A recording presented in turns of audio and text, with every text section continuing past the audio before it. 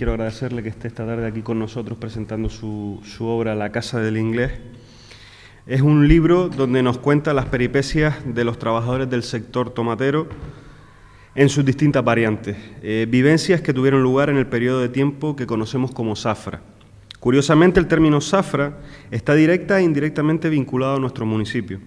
Por una parte, la tradición tomatera, y por otro, porque el término zafra significa la recolección de la caña de azúcar y la temporada en que se realiza. Viene del árabe zafra, con S, que significa viaje, porque se necesitaba gran multitud de trabajadores temporeros para cortarla, y estos hacían una peregrinación hasta los lugares donde se cultivaban las cañas. La relación de nuestro municipio con la zafra, en sus distintas variantes, es conocida por todos. Nuestros convecinos tuvieron durante mucho tiempo como sustento las labores de plantación, recolección y empaquetado del tomate.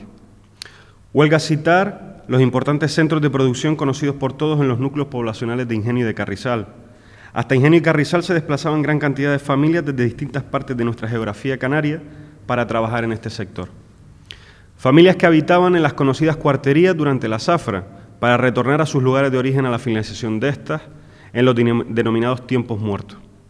Con el tiempo se fueron creando nuevos asentamientos, se fueron construyendo viviendas al socaire de la vida entre cultivos y almacenes. Y consecuencia de ello surgieron los núcleos de población de Las Majoreras, Barrio Nuevo y La Jurada, lo que contribuyó someramente al crecimiento poblacional, económico y social de nuestro municipio. Una actividad, el de la zafra, reconocida por todos, a la que nuestro ayuntamiento no ha sido ajeno, con la publicación de libros sobre las vivencias de nuestras mujeres en dicha actividad o la colocación de un monumento a las empaquetadoras en la rotonda de los Aromeros. En la Casa del Inglés, del señor Rebollo, se describen perfectamente figuras y terminologías conocidas por todos, como cosechero, medianero, aparcero, almacén, mayordomo, y también términos, algunos que están en desuso, como alistar, carozo, selemín, ajustero, cereto, dula, fleje, latada, majano o soco, todas ellas relacionadas con todo el trabajo alrededor de la zafra. Le voy a pasar ahora la palabra a Pepín Pulido, que va un poco a indagar y a profundizar un poco más en la obra del señor Rebollo. Y bueno, como digo, agradecerle que esté aquí con nosotros esta tarde, que haya querido presentar su obra en nuestro municipio y, por supuesto, desearle lo mejor con esta obra. Muchas gracias. Buenas noches a todos y a todas. Voy a ser breve en el prólogo de la introducción sobre la presentación del libro de esta noche de don Manuel Rebollo López, La Casa del Inglés, Historia y Vida Cotidiana en la Zafra del Tomate. El prólogo o la introducción nos habla del origen del cultivo para la exportación del tomate y los primeros exportadores ingleses que llegaron a Canarias y se dedicaron a la exportación de plátanos, tomates y papas.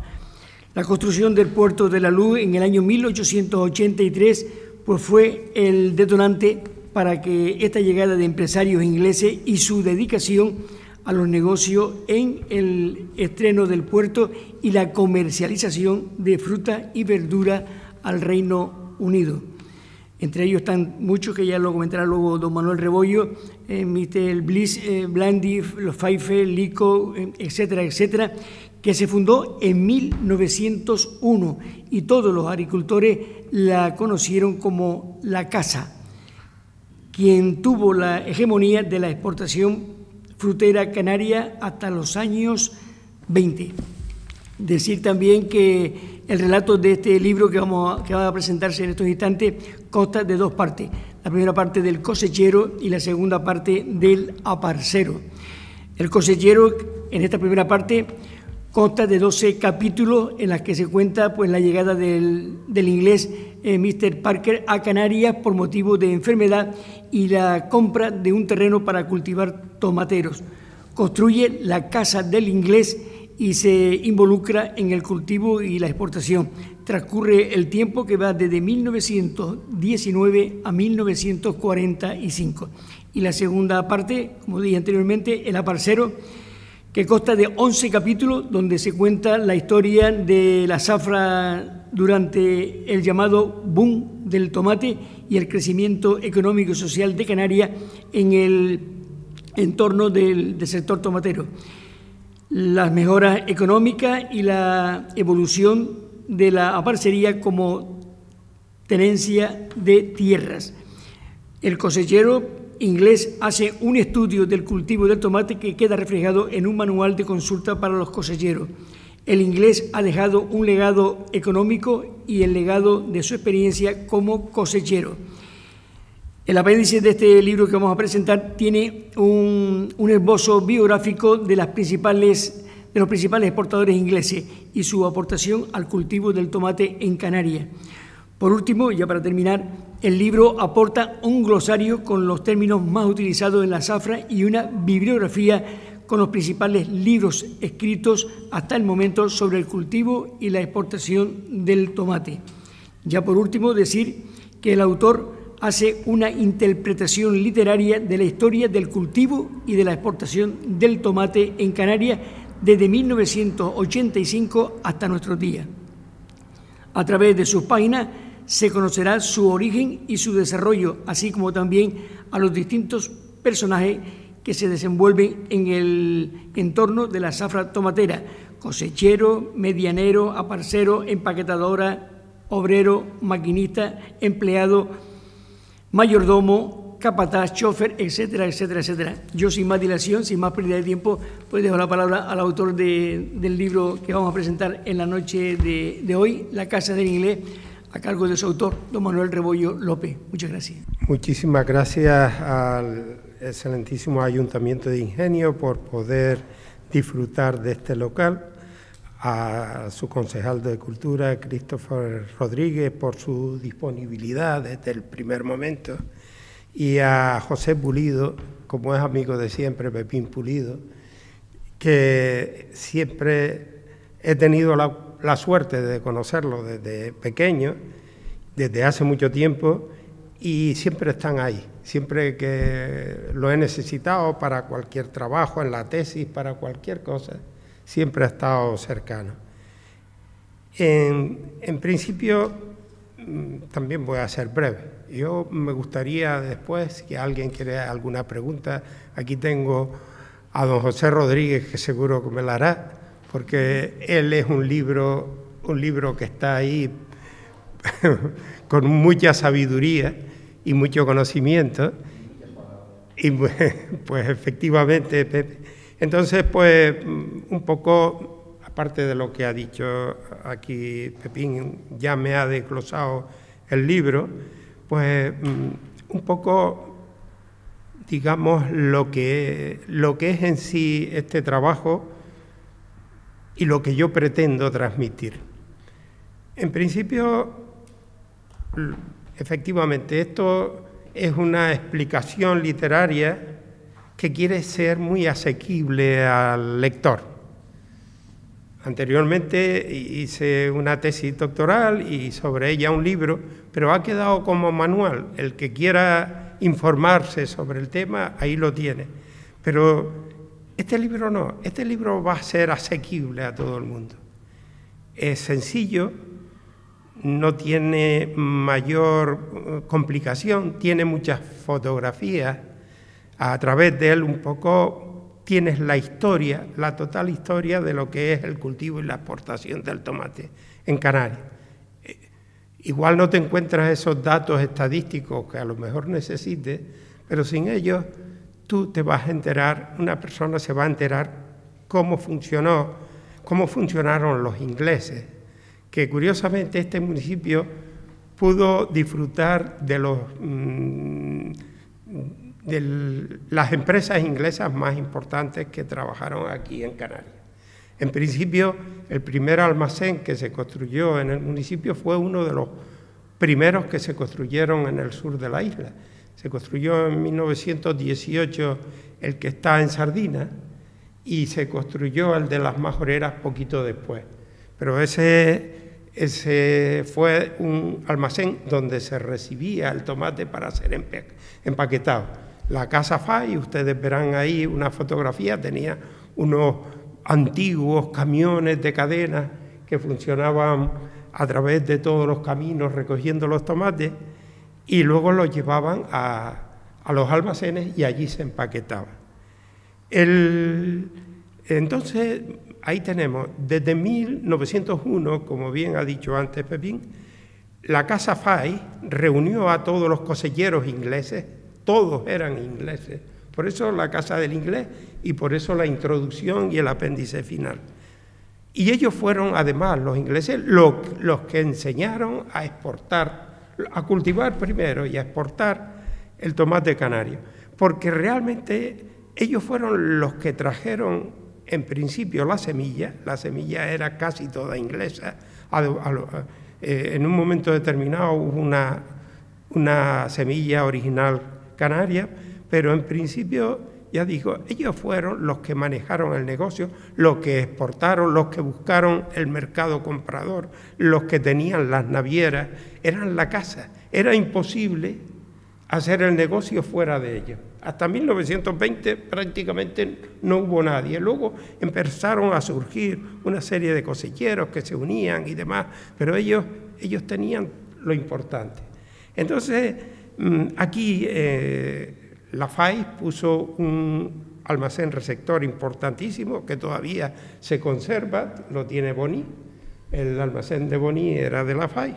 En 1937, don Antonio Boni se lo compró a Elder & Fay, la empresa que la construyó, y en 1961, don Juliano Boni Gómez se la compró a don Antonio Boni. Esa es la historia de ese almacén, que es uno de los almacenes que pueden considerarse iconos aquí en el sur. Ese almacén de las Majoreras, todo el mundo lo conocía. Luego vinieron otros almacenes, los Betancores y demás. El municipio de Ingenio, no sé cuántos almacenes tenía, pero como mínimo 10 o 12 almacenes. O sea, fue un centro receptor de tomate que a su vez lo exportaba, ¿no? Entonces, simplemente decir que hay otra empresa importante que todavía quedan sus almacenes, que es Mr. Pilcher, pero Mr. Pilcher recogió ese almacén y ese negocio de un señor anterior que era Mr. Dunn. George Spencer Dunn fue el propietario. Él murió, no tenía hijos y demás, y no sabía a quién dejárselo. Le dijo a la mujer, en fin, le recomendó que fuera Mr. Pilcher, y él, a partir de entonces, empezó el negocio hasta los años 70, que fue cuando vino la caída, la crisis de esa empresa. Un poco por expresar lo que era el cultivo y la exportación del tomate en esta zona de Carrizal e Ingenio, ¿no? Yo quería decir un par de cosas que para mí es importante.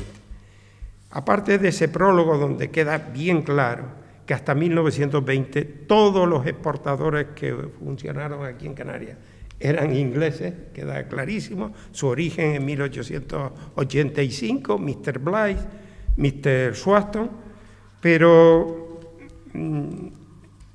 todos ellos fueron al final los que enseñaron a los exportadores o a los cosecheros canarios. ¿Qué ocurre con la Casa del Inglés? La Casa del Inglés existió, ya no existe, porque por ella precisamente pasó la carretera general, la C812, la movieron un poco y pasó por la Casa del Inglés. Pero está en el kilómetro 31 de la carretera general, y Pepe Rodríguez se acordará que frente había un torreón y era donde se subía hacia el almacén de don Víctor de Navarro y Grabois. Yo le decía a Pepe, cuando decías tú de la Casa del Inglés, y yo ver la foto, yo decía, yo llevo aquí 70 años y yo no he visto nunca la Casa del Inglés. Y claro, el chalet, después me decía claro, el chalet de don Vito, que don Vito cuando venía iba derecho abajo. Sí. Don Enrique no, don Vito. Y por lo que decía, aquello era una habitación, una esquinita de una barra, y fue el callito estaba barato, que estaba el terror aquí, que era la entrada del almacén, y enfrente de carretera abajo estaba el chalet. Efectivamente. Pues ya verás un poco la explicación que yo doy, la explicación novelada. Realmente no fue don Víctor quien construyó ese chalet, sino Mr. Reed. Mr. Reed, pero don Vito lo expresó muy bien. Claro. efectivamente. Entonces, como curiosidad y un poco bien a cuento, en la presentación que hicimos en el club de prensa fue la hija de don Víctor. Hablamos, comentamos y al día siguiente, no, por la noche mismo, el hijo me mandó una fotografía de una cerámica que ella tenía en su casa y que correspondía a la casa del inglés. Y es importante esto porque la casa de los ingleses, que tenía Mr. Reed, todo lo que había dentro era cerámica inglesa, cubertería inglesa, todo lo que había dentro, incluso cortinas eran ingleses. Ese era, digamos, el sentir de todos ellos. Tenían su forma de ser especial y pocos conocían a la casa del inglés por dentro. Hay casas del inglés en Sardina, que en la subida a Santa Lucía, a mano derecha, está la casa de Mr. Joward, Richard Joward. Hay casa del inglés en Galdar, que es la casa de Mr. Lico. O sea, existieron varias casas conocidas como el chalet o la casa del inglés. Lo mismo. El chalet no se utilizaba mucho en aquella época, ¿eh? Se utilizaba más. Sí. Bueno, pues de don Víctor. De don Víctor. Me decía las casas del inglés. Claro, la casa del inglés, efectivamente. Entonces, simplemente decir la importancia de esta casa, que va viendo la historia que va ocurriendo y cómo va cambiando el cultivo y cómo van cambiando la forma de cultivar la tierra. Lo primero que compró don Víctor a Mr. Reed fueron 10 fanegadas de terreno y luego creó un vasto terreno que llegó a ser 167 fanegadas, o sea, fue bastante amplio y bastante grande. Entonces, decir simplemente cómo ahí va pasando la República, porque según mis cuentas, la Casa del Inglés se construyó en 1931 y ahí va pasando pues lo que es la República, lo que es la Guerra Civil, lo que es la Segunda Guerra Mundial y hasta 1970, en los años 70, al pasar la carretera ya un poco la destruye. Pero un poco lo importante es que allí, en esa casa, había un símbolo de que los que pasaban por delante ya tenían la idea de que allí era la casa del inglés y la importancia que tuvo. Lo que sí es verdad es que lo que yo quiero transmitir aquí es cómo funcionaba el cosechero, los aparceros y los trabajadores del almacén.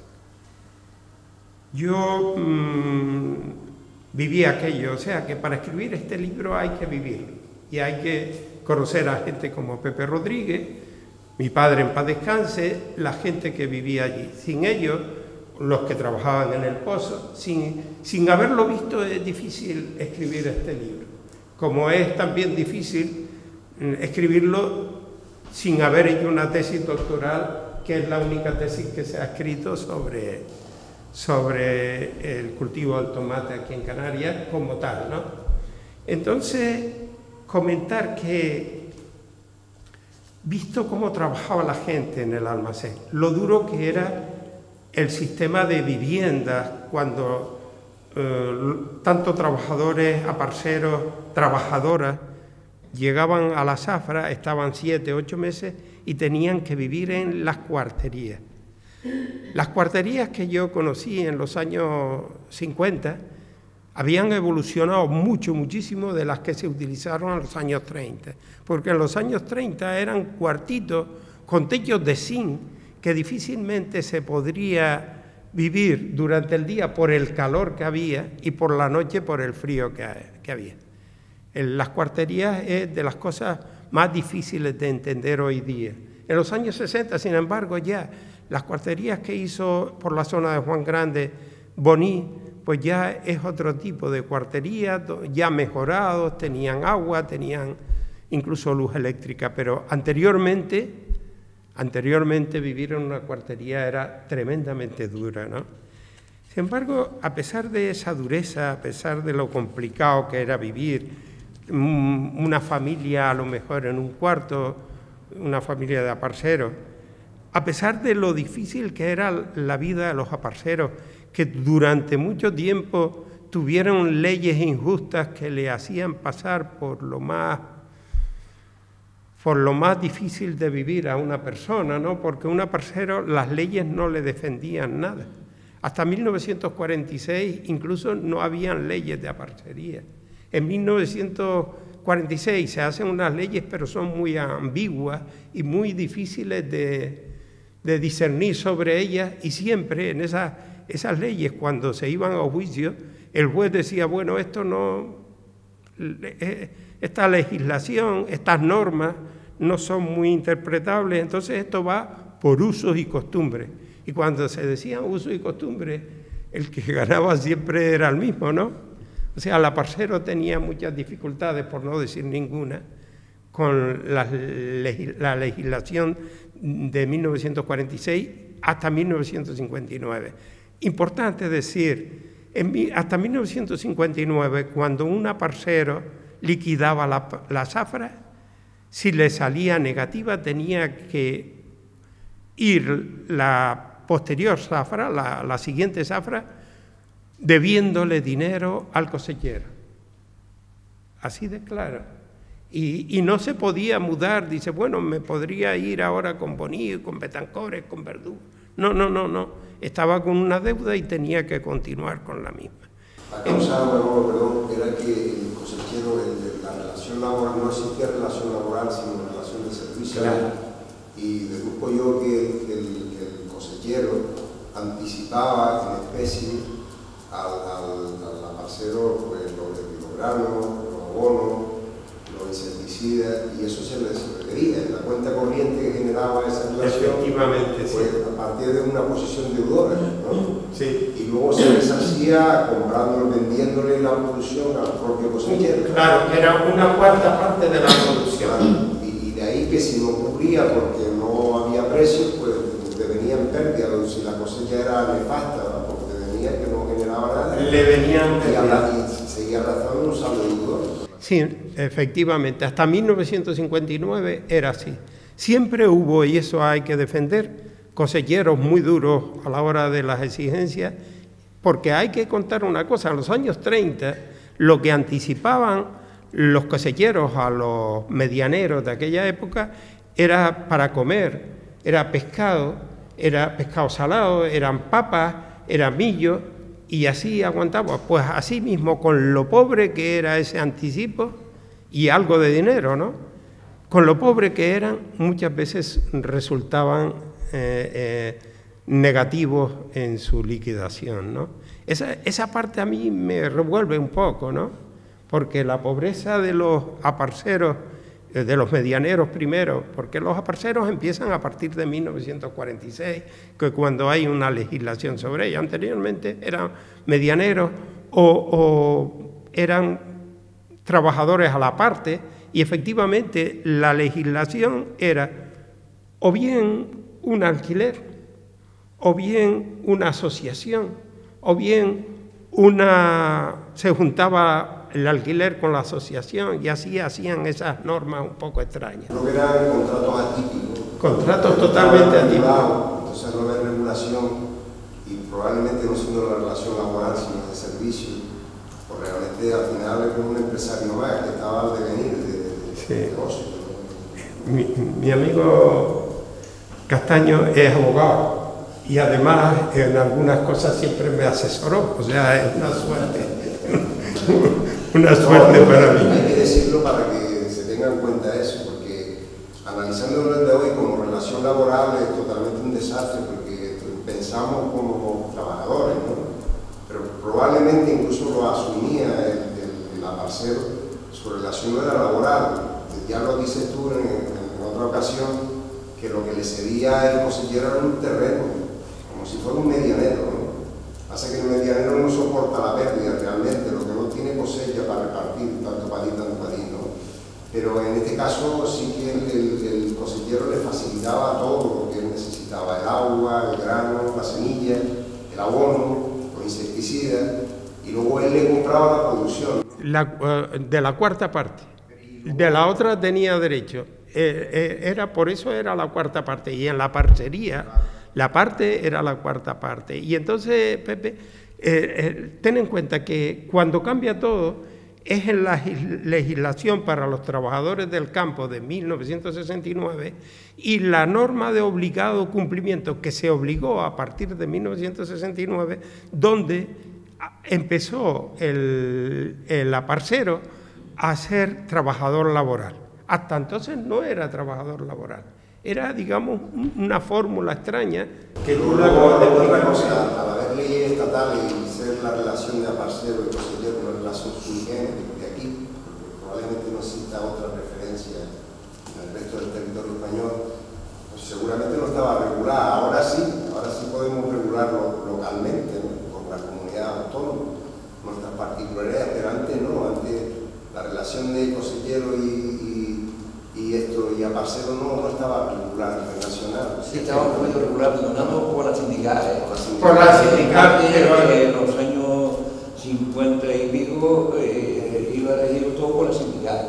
Es decir, que los patrones sí, la sindical era la que cobraban y el sindicato vertical. El sindicato que estaba aquí en la MIME estaba Barrero, era el jefe de la sindical ahí. Igual como Miguel también estaba en la sindical, había que ir a pagar allí. O sea que una de las partes más importantes del cultivo y la exportación del tomate es la parcería. Y es una cosa pendiente que está ahí, porque hay que estudiarlo muy a fondo y sobre todo lo que es socialmente. Esos personajes que fueron aparceros vivieron una época muy dura de la... Te lo digo, Mourinho, y estoy muy orgulloso de hablar, tanto a ti como a tu compañero, de lo que era la vida de él. Yo sé que tú te guiaste entre cerezo y caja de tomate. Sí, claro. Es así, no, es así. Yo llevo 70 años viviendo en La Luz y sé lo que es la miseria, las calamidades, cómo se trabajaba, los abusos que había y todo. Porque en aquel tiempo un capataz con un maíz número rosado. Sí, era así. Esa es una leyenda negra, No, pero, Pepe, en el buen sentido de que no se puede generalizar, porque siempre hay gente que sí, funciona. No, pero estamos hablando, a ver si lo entendemos, que en este mundo hay de todo, hay bueno y malo. Estamos hablando de lo que a mí me pasó y lo que pasó a mucha gente muy loca.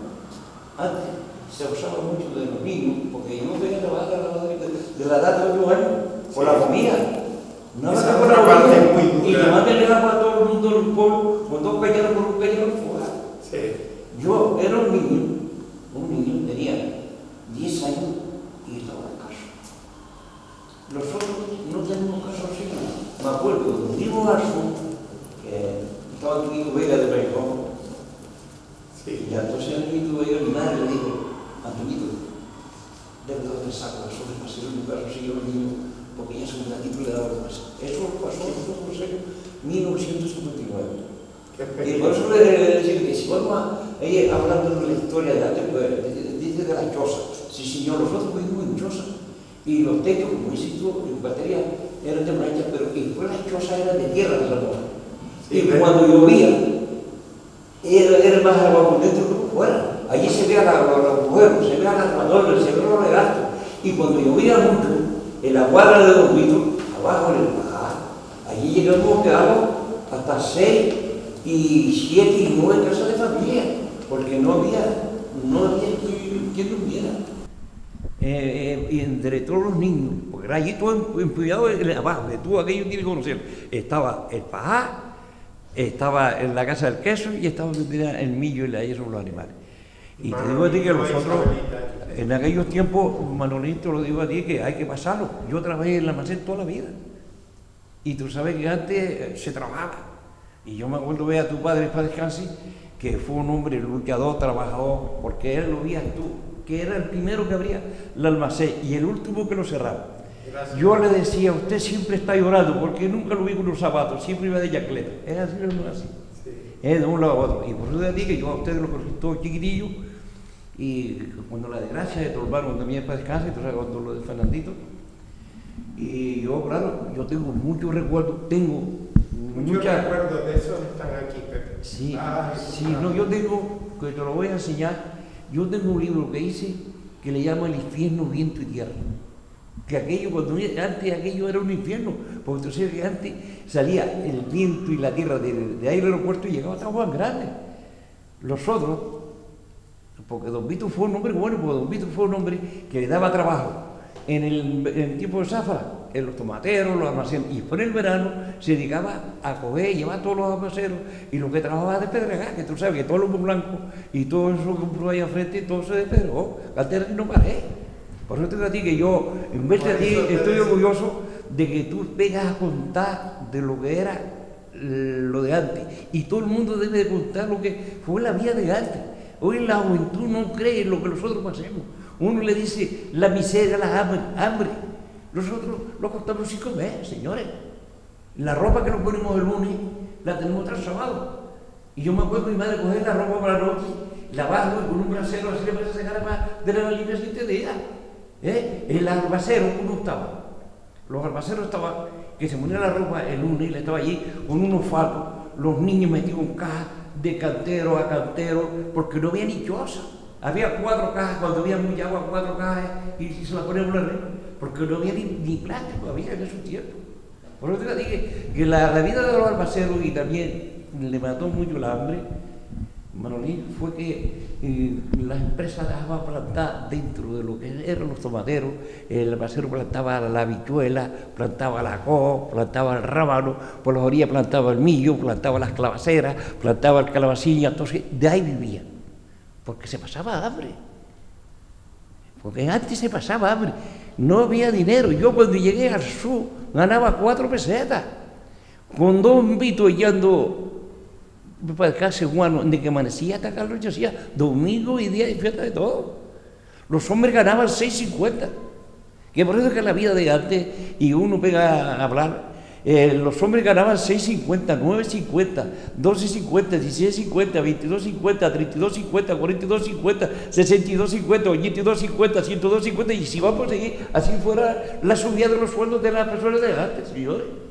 Hoy es decir que todo el mundo somos ricos.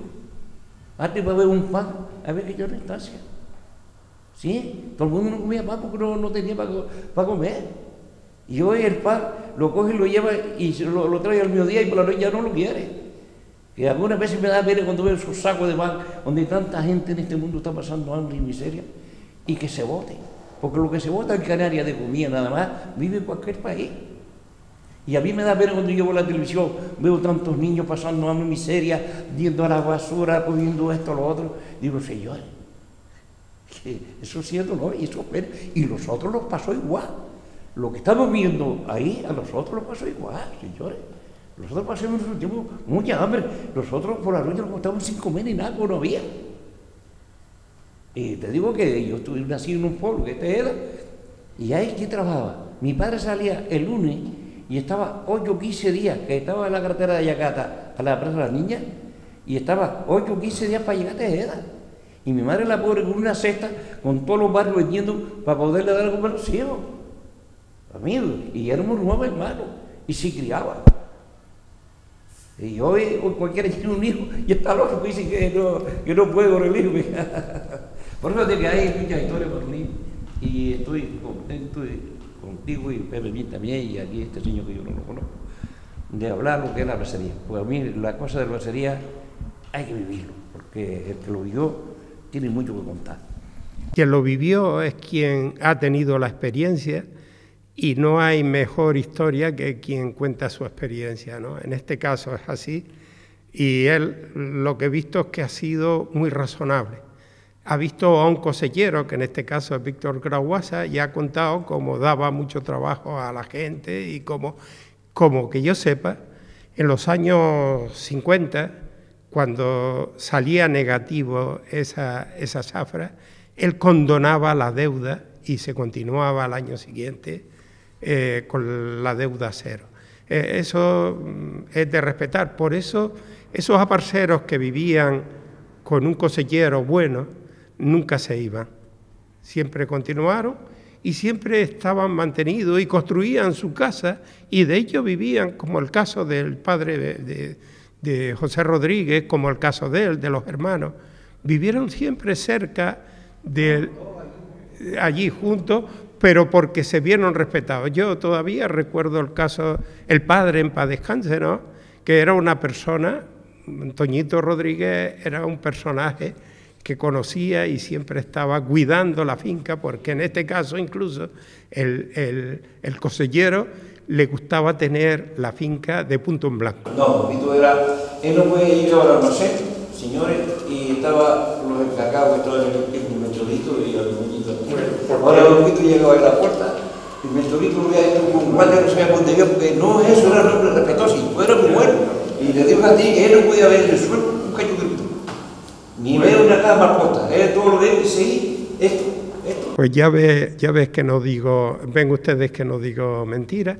La realidad es que se acaban de decir las cosas más importantes, el tema de las cuarterías, el tema de la parcería y el tema de esos niños que con 10 años estaban despedregando las tierras para roturarlas. En este caso, bueno, pues qué decirle, que a pesar de toda esa pobreza, yo destaco, pero además lo destaco porque fue así, la dignidad de los trabajadores de la zafra. Yo sé que hoy se reivindica mucho estos trabajadores de la zafra de los años 70 para acá, pues que no tenían seguridad social, que sí.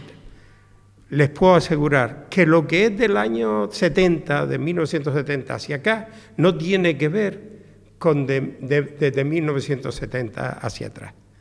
Primero porque no había legislación, porque aquello no tenía una normativa por donde cuidarse, y después pues ya por lo menos el propio parcero tenía su sueldo, tenía su paga extra, tenía su Navidad y 18 de julio. Y decir que cuando conoces a esa gente que trabajaban en el almacén, 200, 300 mujeres, y tú las ves cómo funcionaba, por ejemplo, y ves que estaban trabajando hasta las 2, 3, 4 de la madrugada, y a las 8 de la mañana estaban preparadas para la pega, para continuar, y tú las contemplabas y las veías limpias, cuidadas, porque realmente las mujeres del almacén, no sé cómo, con el problema del agua, con ir a buscar el agua al pozo de Calderín, por ejemplo, en este caso del sitio, o no había agua dulce, sino agua salobre, estaban totalmente impecables siempre a primera hora de la mañana, ¿no? Y eso a mí, esa dignidad, que muchas veces la busco porque tanto en el caso de Pepe como de tantos otros, su origen viene de Santa Lucía, San Bartolomé, Valsequillo, Valle Seco, de los pueblos del interior, Teeda, y muchos de ellos fueron gente que tenían sus terrenitos, que tenían de dónde vivir, ¿no? Y que luego por las circunstancias de la vida, porque las parcelas se fueron partiendo, ¿no? Y una heredad de un terrenito para 9 hijos se queda en trocitos pequeños, ¿no? Pero sin embargo, esa herencia de dignidad recibida de los abuelos, yo creo que continuaba, porque tanto los parceros, tanto los trabajadores, peones de choferes, o las mujeres que trabajaban en el almacén, les puedo decir que pueden presumir de una dignidad. Y por eso yo empiezo el libro hablando de lo que es la dignidad y de que, y lo notará muy claramente aquí, ¿no? El libro en sí quiere reivindicar más que otro tipo de cosas la dignidad de esas personas que trabajaron en la zafra. La primera cuartería que hizo a la mujer era la cuartería vieja. Fue la cuartería vieja. Sí. Tú sabes que hizo una cuartería que es la que está arriba nueva. Que la hizo el maestro Pancho, que era de Ingenio, y el asistente de era Pepe. Don Vito ahí no tenía ni agua ni luz. En las habitaciones vivían 3 o 4 mujeres que venían a trabajar, como digo, de la Pasadilla, de Tejeda, de Tirajara, de Montaña Alta, de Fontanales, de todos los sitios venían allí a trabajar. Y yo, no había baño. Sí, había una letrina. No, allí hizo 2 metros un baño. Pero el agua la llevaba yo, el agua, había 2 bidones, y el agua la llevaba yo debajo del pozo, en callar, y le llenaba los bidones a las mujeres para que se bañaran. Las camas eran de cajas de tomate, y los colchones eran de viruta. No sé si tú, la mayoría, igual como yo. Tuve la suerte, creo que más suerte que desgracia, de que mi madre, que vino de joven aquí a Carrizal, del Madroñal de Santa Brida, mi madre y mis 3 hermanas mayores que yo, pues trabajaron toda su vida en la zafra del tomate. Por lo que pude ver yo en el trabajo de ella, vi 3 cosas que me parecieron horrendas en aquella época que comenta Manuel Rebollo, de la tara, el peso de la tara a los aparceros. Se robaba, entre comillas, mucho a los aparceros sin derecho a nada, se robaba. Por otra parte, Manolo lo ha comentado también ahora, el tema de las horas. La gente que trabajaba en la zafra del tomate no tenía horas ni días, se trabajaba cualquier día, sea de fiesta o no, y muchas horas. Hablamos de la parcería. De la parcería, sí, y de la empaquetadora de tomate, porque trabajaban también horas desproporcionadas. Y después, pues, otro de los temas también era el tema de que prácticamente estaba muy limitado también el horario dentro de los almacenes a las necesidades fisiológicas de las personas, que a veces le controlaban hasta el tiempo que entraban al baño. Es algo indignante también, sí, controlar el encargado. Y ya por último también ya comentarles de que el tema de ese control era indigno también por parte de muchos encargados generales y muchos empleados hacia las mujeres en todas las almacenes de empaquetado de tomate, de la cual también pues eso se ha usado mucho en ese aspecto, ¿no? Eran otras épocas, como acaba de contar Manolo Rebollo, épocas de los años 50, 60, pues en todos los almacenes empaquetados. Esa es la parte que yo quería un poco también, en parte denunciar. Y ya no digamos, ya por último, la más grave, ya termino, la más grave, Manolo, era que muchos exportadores de tomate, que tú acabas de nombrar, muchos, no todos, pues no cotizaron por las mujeres en aquella época, y hoy se han visto ya con 65, con 70, con 80 años sin derecho a cobrar porque algunos exportadores no cotizaron por parte de las empleadas. Hablo de los almacenes de empaquetado de tomate, y eso sí que es triste, y me gustaría pues también aprovechar para comentarlo en esta presentación del libro de la Casa del Inglés. Esa es la idea de este libro, que se conozca la historia. La historia del cultivo del tomate son 130 años, y además, gracias al cultivo del tomate se formaron los núcleos urbanos más importantes del sureste. El Carrizal creció porque me contaba don Luciano Rodríguez que cuando él empezó a cultivar tomate apenas habían 30 casas aquí en el Carrizal. Mira lo que hay hoy. Aquí no había nada. Efectivamente, pero lo mismo de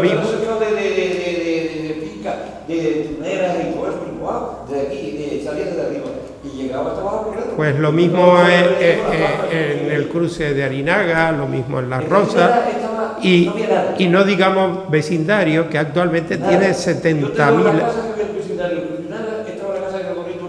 Efectivamente, pues actualmente. Aquí el Carrizal no sino 3 casas nada más. Por eso digo, uno a visitar, había sino 4 casas. Pues, Manuel Torres, la señora Manuel María y Julianito el árabe. Lo que sí es verdad es que hay que eso sí, hay que conozca la gente la historia de lo que fue el cultivo y la exportación del tomate. Nosotros jugamos la carretera a la pelota, en la carretera de ahí, no ves cuál. En los últimos íbamos así caminando aquí al Carrizal, íbamos a ir con Claro, perdona Pepe, perdona, la intención mía de presentar el libro aquí, sobre todo es esa, ¿no? Lo que es donde se desarrolla esta Casa del Inglés y todos los alrededores de Las Rosas, durante muchísimo tiempo tuvieron como centro urbano más importante el Carrizal, porque aquí se venía a la misa, a la iglesia del Buen Suceso, aquí venían la gente al cine cuando empezó el cine Morales durante tantos años, Aquí venía la gente a pasear los domingos. Venían aquí al cementerio Carrizal. Efectivamente. Toda esa zona venía aquí al Carrizal. Correspondía aquí al Carrizal. Entonces, mi preocupación era esta y creo que, bueno, yo creo que lo hemos entendido. Ha sido una suerte tener aquí a una memoria tan inmensa como la de Pepe Rodríguez. Muchísimas gracias a ustedes y muchísimas gracias a ustedes también por estar aquí conmigo.